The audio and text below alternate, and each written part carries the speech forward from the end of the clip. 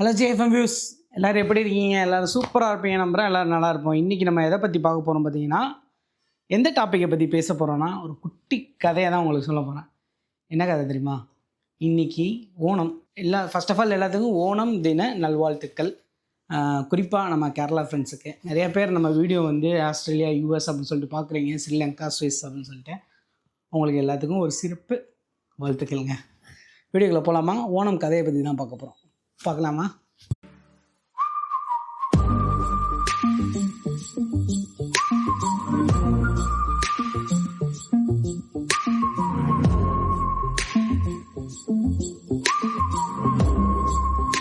ஓணம் ஏன் கொண்டாடுறாங்க அதை பற்றி தான் நம்ம பார்க்க போகிறோம்.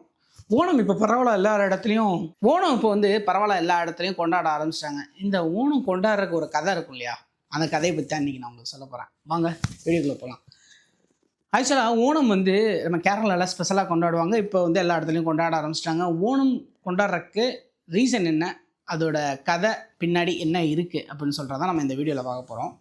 ஓணம் வந்து ஏன் கொண்டாடுறோம் பார்த்தீங்கன்னா, கேரளாவில் மகாபலி அப்படின்னு சொல்லிட்டு ஒரு அரசன் வந்து இருந்தாராங்க. அந்த மகாபலி அரசன் வந்து ரொம்ப நல்லவரான். யார் என்ன கேட்டாலும் கொடுத்துருவாராம். அவங்க நாட்டு மக்களை வந்து சூப்பராக பார்த்துக்கிட்டாராம். இதை பார்த்துட்டு இருந்த தேவர்களுக்கெல்லாம் என்ன ஆச்சுன்னா பயம் வந்துருச்சான். என்னடா இவன் வந்து இப்படி நல்லது பண்ணிகிட்டு இருக்கானே, விட்டால் நம்மளை யாரும் கும்பிட மாட்டாங்க, மதிக்க மாட்டாங்க போல அப்படின்னு சொல்லிட்டு தேவர்கள் வந்து விஷ்ணுகிட்ட போய் முறையிட்டதாகவும், விஷ்ணு வந்து என்ன பண்ணாருன்னா, சரி இப்படியா அப்படின்னு சொல்லிட்டு அவர் வந்து ஒரு வாமனர் அவதாரம் எடுத்தாருங்க. குட்டி பையனா அவதாரம் எடுத்து இந்த மகாபலிகிட்ட போயிட்டு ஒரு யாசகம் கேட்டார், ஒரு உதவி கேட்டார். என்ன பார்த்தீங்கன்னா, எனக்கு ஒரு 3 அடி நிலம் உங்களால் தர முடியுமா அப்படின்னு.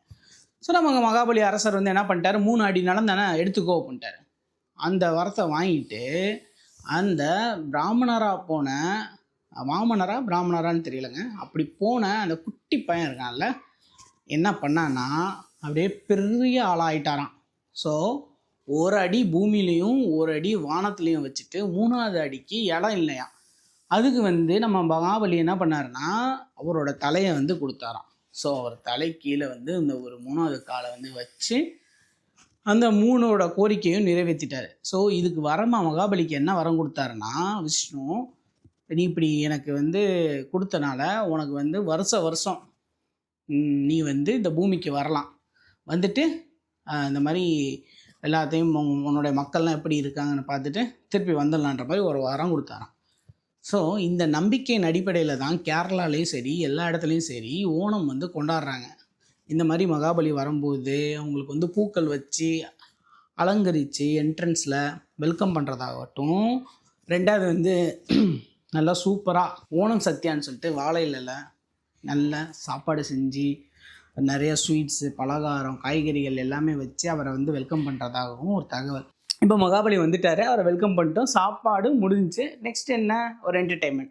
அந்த என்டர்டெயின்மெண்ட்டுக்காக தான் போட் ரேஸு, அப்புறமேட்டு புலியாட்டம் அப்படின்னு சொல்லிட்டு நிறையா செலிப்ரேஷன் ஃபுல்லுமே நடக்குதுங்க. இதுதான் ஓணம் கொண்டாடுறதுக்கு பின்னாடி இருக்க ஒரு சின்ன கதை. இது உங்களுக்கு யாருக்காச்சும் தெரிஞ்சிருக்குமா முன்னாடி? அவங்க இல்லை இப்போ தான் ஃபஸ்ட்டாக கேட்குறீங்க அப்படின்னா ஒரு லைக் பண்ணிட்டு ஒரு கமெண்ட் பண்ணுங்கள், சேனலை சப்ஸ்கிரைப் பண்ணிடுங்க.